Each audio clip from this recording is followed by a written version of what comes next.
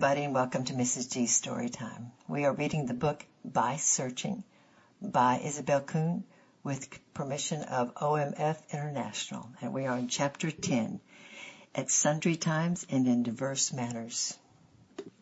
When is the searching ended?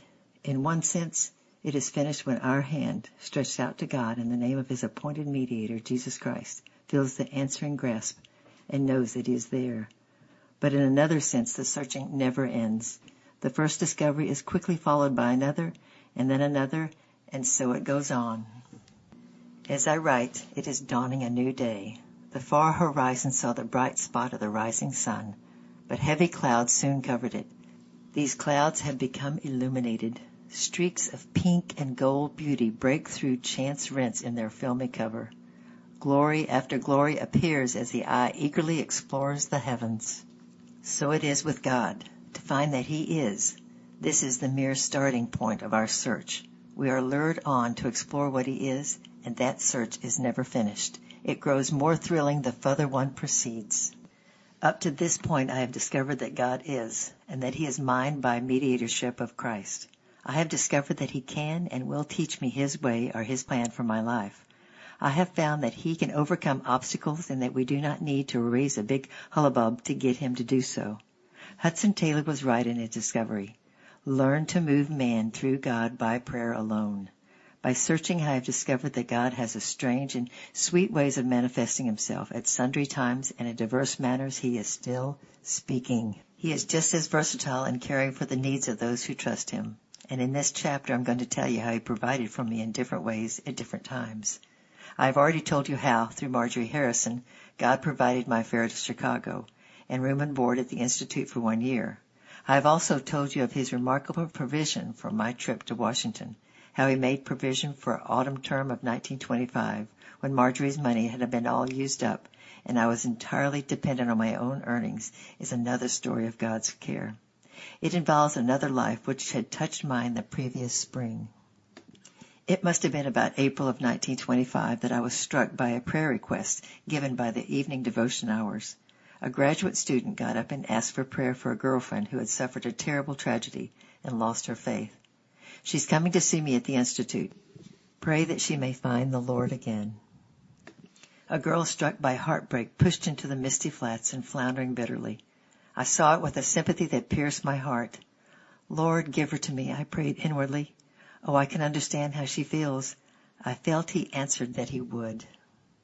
Humanly speaking, there was no likelihood of our meeting in an ordinary course of events. I was now working part-time as a noon rush hour waitress, and the graduate student who had given the request moved in a different circle. The elite, we laughingly dubbed these students who were wealthy enough to go through school without working their way. They had plenty of leisure and we had none. So the elite and the workers seldom met outside classrooms. They had picnics and parties for which we could not afford at the time, and naturally each group clanned together. I could have pushed my way up to the graduate student and asked for an introduction, and it would have been nicely received, but I decided that if it were of the Lord, He must work it out in His own way. Then I would know if it was not my own impulsive wishing. I prayed about it.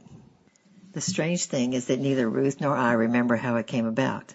I have a dim recollection of a chance encounter in the post office. I was watching the elite set for the appearance of a stranger, so I spotted her early.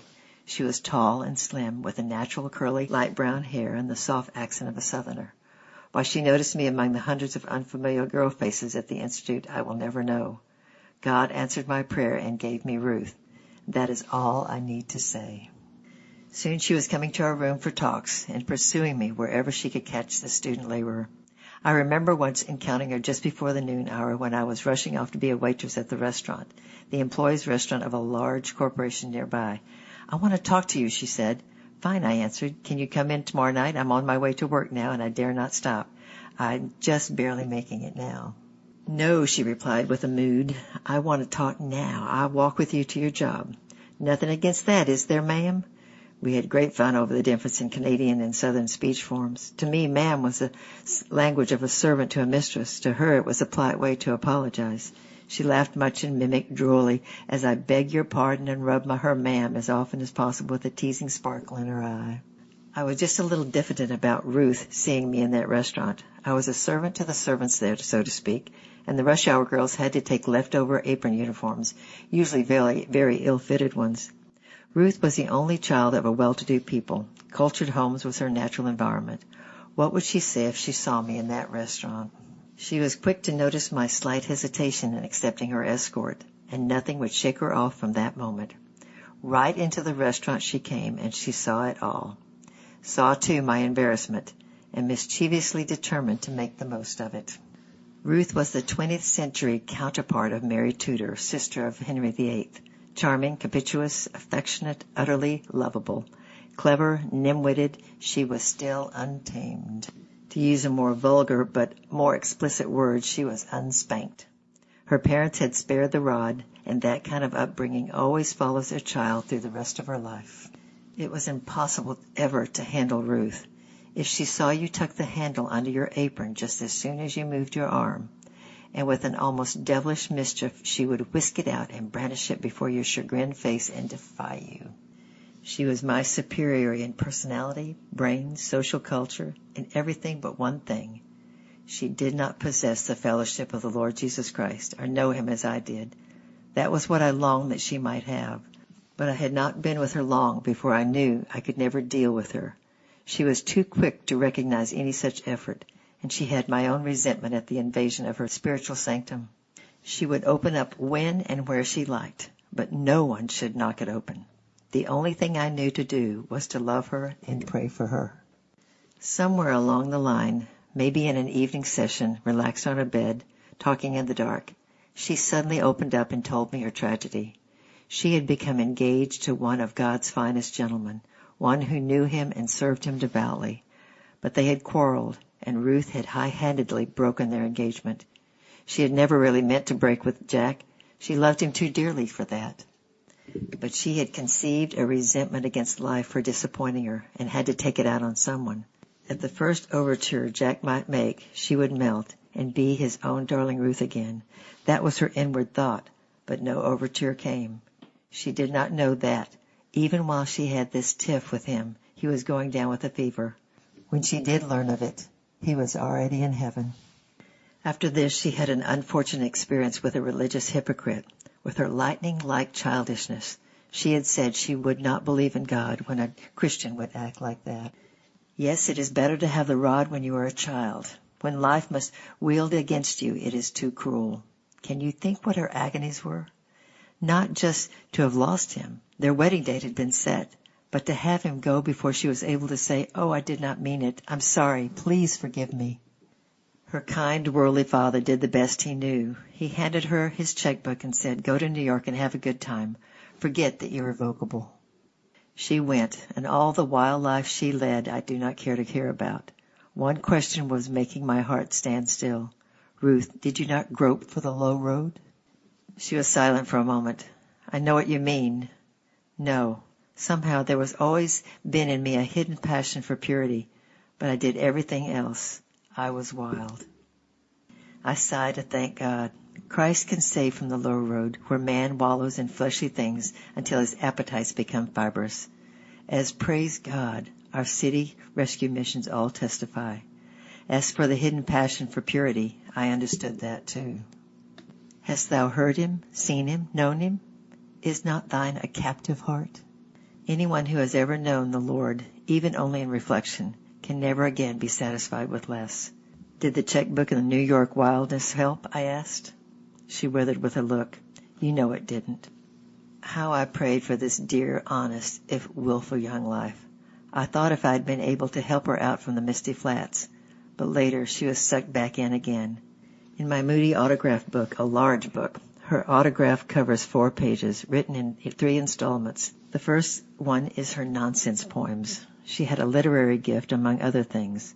The elite publishing houses reached after her manuscripts. They didn't even know that I existed. The 3rd installment reads, "Wonder if I'll ever finish this. Sounds like the perils of Ruth in 3 installments. What I've been trying to say for the last 2 pages is that I love you. Just plain, simple-minded love. You have meant so much to me, you, yourself, and you have meant infinitely more in that you have both showed me the way and fought with me during those hard days of decision. I can wish no greater thing that you may mean just that to these dear folks in China. I know that Ruth had been sifting me. When she caught a glimpse of pride, wincing, she seized on it and walked right to the restaurant to see every bit of it. More than that, at a later date, without any warning, she brought a college girlfriend with her to that same restaurant to catch me as I was. But she did more than sift. Tenderly affectionate and generous, she discovered that I enjoyed beautiful things. Maybe it began by her getting permission from the dean to take me out for a meal, so we would have more time to talk. My frank delight in the harmonious drapes, shaded lights, and the soft classical dinner music amused Ruth. From then on, she deliberately hunted up quaint, pretty tea rooms and increased the frequency of her invitations. With her unfailing charm, she could wrangle a permission out of a dean that no one else would even dare propose. And so she embroidered my days. But her careless use of money shocked me. When away from Chicago, she once sent me a telegram in lieu of a letter. When I remonstrated by letter, I received a second telegram to laugh at me. No, you could not handle Ruth. There came a day, however, when to her astonishment she found that someone else could not be handled too. The summer of 1925 I spent in Canada with my Aunt Nellie, Mother's youngest sister. On returning to the Institute, I now faced having to support myself entirely. This meant working 3 days a week instead of only at noon, but I was highly favored. I had obtained the post of a waitress at the faculty table in the Institute dining room. This meant being down half an hour before each meal to prepare the food nicely. It also meant staying half an hour afterwards to wash up and set the table. In addition, there was the time consumed in having my meal after the other students had already finished theirs. It was not too strenuous. However, for it was among the Christians, no more heathen Americans shouting at me. It was exacting, for I had to be there right on time, and there was no great distance away as the other job had been. No time was wasted in getting to work. One day I was in the act of preparing a meal when in breezed Ruth. She had arrived unexpectedly with her parents for a short visit. So this is where we are now, she teased. Say, I've got something to tell you. With an eye on the clock hand, which was traveling close towards my deadline, I said, Keep it, dearie, until tonight, can you? I've been dying to hear it, but my job has to come first. I have to get this finished before the faculty arrives. I've been working full-time this term. There would be no more meals out in the pretty tea room. Ruth stood and pouted. But I want to talk to you about my soul, she said with a twinkle in her eye. How important is that? And you stand there flaying radishes into rosebuds and say another time? How do you know I'll feel like talking about it at another time? There's something wrong here. Something's got to be done about this. Then she had to leave before the faculty had begun to arrive. I felt uncomfortable. It was true that Ruth wasn't the kind of person who could open up doors of her sanctum at any odd moment. On the other hand, I had to work. Surely the Lord expected faithfulness in my job. Inwardly, I prayed for help and went on with the task at hand. Ruth was busy too. She arrived in my room that evening, her gay old self. I have it all arranged, she said happily. No more table serving for little Miss Pats. That was her nickname for me. Apparently I was addicted to short, quick movements when showing affection. Many short, little kisses and many little pats on the back and a hug. My children laughed at the former, and Ruth declared she got homesick for the latter. The name has pursued me throughout the years. I told my father about you, Ruth continued. He says he'll be delighted to support you through the rest of your schooling here. Now then, whenever Ruthie arrives and needs talking to, she can have it. And many others too. Don't you see the Lord's hand in this, ma'am? With a roguish delight. But I didn't. There was an awkward silence. Ruth's father was a fine, clean man, but he played the races and gained his money in unusual worldly ways. Hudson Taylor believed firmly that God did not need and will not use for blessing money offered by unbelievers. God is able to provide for his own children apart from help from those who serve mammon. We can afford to have as little as the Lord chooses to give, he once said, and we cannot afford to have unconsecrated money. But would Ruth ever be able to understand what I meant by refusing on that score? Her eyes sparkled with mischievous delight when I said her father's money was unconsecrated. She would have had a good time telling him that. Miserably, I tried to explain without appearing ungrateful. But when she saw that it really touched what was sacred to me, she accepted it quietly. For Ruth was a lady born. When her visit ended, I was still a faculty waitress. This is a rather long chapter, so I'm going to end this chapter right now. We're going to kind of break it in half, and I'll read the second part of the chapter next time. I love you. I'm praying for you. Bye-bye for now.